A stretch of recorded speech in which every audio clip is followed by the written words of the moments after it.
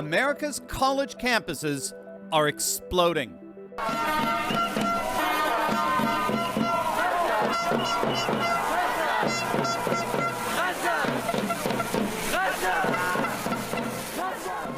The cultural Marxist insanity that's erupted in Ivy Leagues across the country has many asking, what the hell is going on? Where did all of this come from? And where is it going?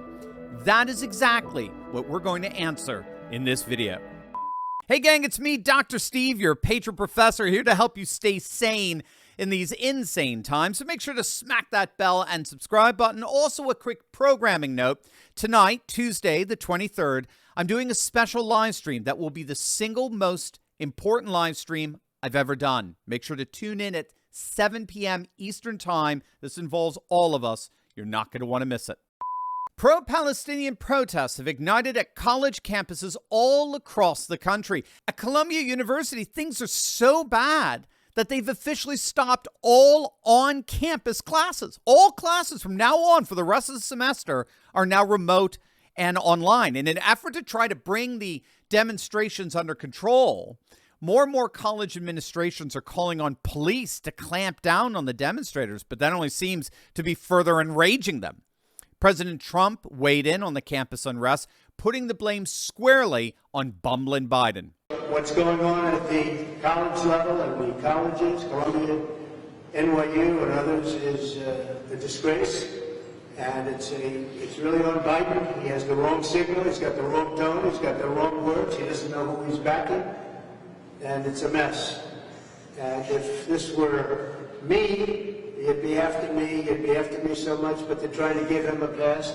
But what's going on is a disgrace to our country. And it's all Biden's fault, and everybody knows it. He's got no message. He's got no compassion. He doesn't know what he's doing. He can't put two sentences together, frankly. He is the worst president in the history of our country. And again, what's going on is a disgrace. Now, in addition to the potential political fallout from all of this, what is definitely happening here with these protests is an absolute financial disaster for these universities. The latest high-end donor to back out is New England Patriots owner Robert Kraft. He said that he's no longer donating to Columbia University in particular, and he joins a whole host of high-ranking donors who are pulling their financial contributions away from these universities in absolute disgust as to what they're seeing on all of these campuses and the failure among university administration officials to really do anything about it.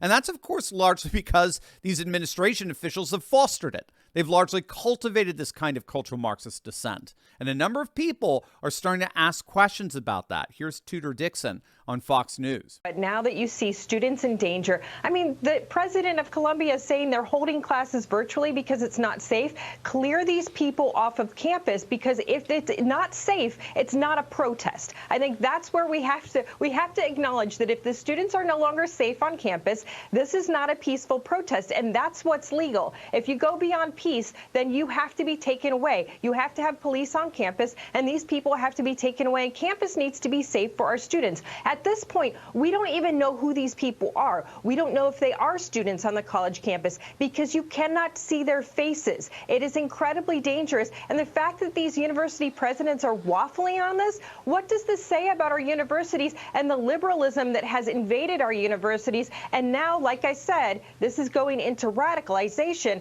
This is incredibly dangerous in the United States. Yeah, it's dangerous and discriminatory. Right? Yesterday, we saw quite the scene at Columbia University. A Jewish professor by the name of Shai Davidai was barred from the grounds of Columbia University because administration officials couldn't guarantee his safety. You can't make this stuff up. They locked him out from the campus because they couldn't guarantee his safety. Take a look. Media in, is the university keeping the media out? This is the COO of the university. Are we not letting the media in? What? Can you back up, please? My card has been deactivated? Why? Can you back up, please? Wait. Everybody, my card has been deactivated. This is Cass Holloway, the COO. This is Gerald Lewis. They were in the meeting where I asked them if Hamas is a terror organization, and they couldn't say But it is a terrorist organization. Why? I'm a professor. Why can I? Shy, No. Speak out loud so the media. Shy, we are willing to take you to the math lawn. No, I am a professor here. Alumnus. We have a Whoa, everybody quiet. I am a professor here. I have every right to be everywhere on campus. You cannot let people that support Hamas on campus and me, a professor, not go on campus. Let me in now. Let us in. No. The Babylon Bee responded with their satirical wit. Ivy League University installs Jew detectors at all entrances. Again, I mean, it's beyond insane. And you got to be asking, how on earth did all of this happen? Where did this come from? And where is it all going? Well, that's exactly what we're going to find out. But first, gang, let me ask you, what do you think you could do if you had the same insider trading information that Nancy Pelosi has? And you know exactly what I'm talking about here.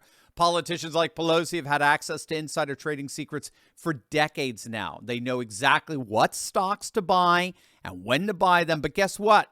You and I actually have access to that very same inside information.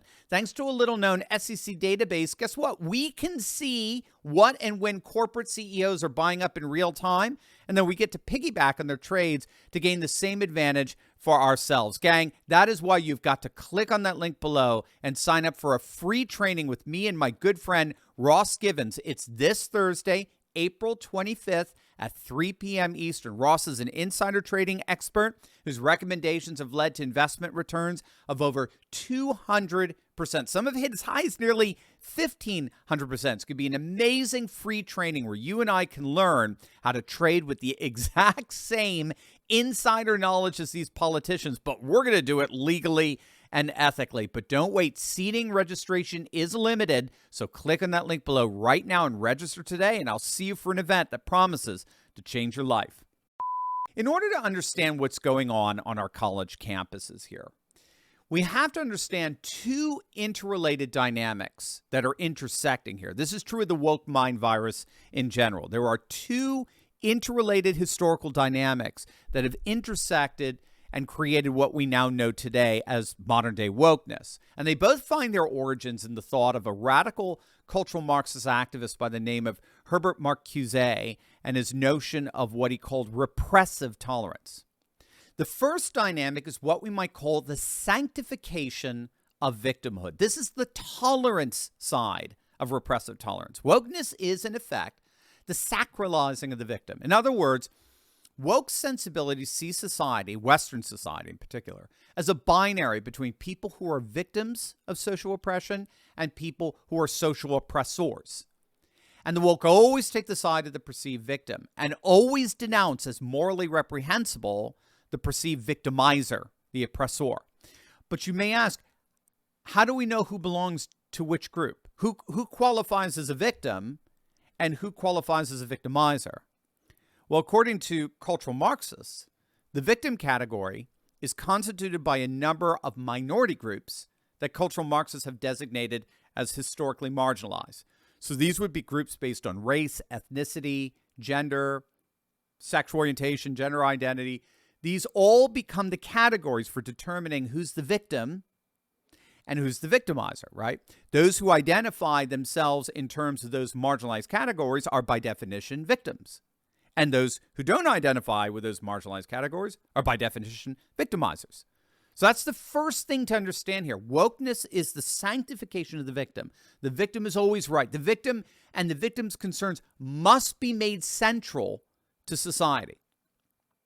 The second dynamic involves the repressive side of repressive tolerance. If the concerns of the victim are now supposed to be central to society, so as to finally overcome their social marginalization, that means that the systemic victimizing the oppressor has to be stamped out and excluded by all means necessary. The oppressor, by definition, must be repressed. And that includes anything that offends the victim group. Anything that offends the victim group is seen as a hostile act by an oppressor and is therefore a legitimate object of exclusion and repression. And so here's how the two come together. Just as the victims are identified by the racial and ethnic and gender groups they belong to, So the victimizers, the legitimate objects of discrimination and exclusion, are also identified by their racial, ethnic, and gender groups. In other words, white, male, Christian, and yes, in this case, increasingly Jews. Jews are now finding themselves on the oppressor, victimizer side of the social binary. And the key here is that they're on that oppressor side precisely because they're Jews. Precisely because they're on the side of the Israeli occupiers. So they are literally being excluded, discriminated against on our college campuses precisely because they are Jews. This is the inherent racism, the inherent anti-Semitism of the modern left. Now, the good news in all of this is that all wokeness does is it ultimately splits the left. Victimhood, as it turns out, entails its own demise. Victimhood casts out groups that otherwise would have been on their political side, but are now being excommunicated for racial and ethnic reasons. And while this is happening, the right is totally uniting against anything woke. So wokeness splits the left and unites the right, thus guaranteeing its ultimate demise. So ironically, what we're seeing in this unrest on college campuses can be actually seen as the beginning of the end of all things woke. Hey gang, I just wanted to give you a huge note of thanks to each and every one of you, the thousands of you that have recently clicked on the link below and joined our Insiders Club. As many of you know, we took a big hit from big tech. Our channel was completely and totally demonetized, but you, literally thousands of you, stepped in and you rescued me and this channel by bypassing big tech and joining our Insiders Club. You made it loud and clear to the Silicon Valley oligarchs that we're a movement, an army of like-minded patriots who refuse to be silenced by the international woke police. And so once again, I just want to take this moment to thank each and every one of you who have joined our Insiders Club for coming to our rescue. And for those of you who want to join in on the effort and take action, gang, just click on the link below and join our email list. That way we will never, ever, ever lose touch with each other, no matter what big tech does. So just click on that link below, join our email list, and become a part of an army of literally hundreds of thousands of patriots dedicated to taking our nation back, most importantly, together.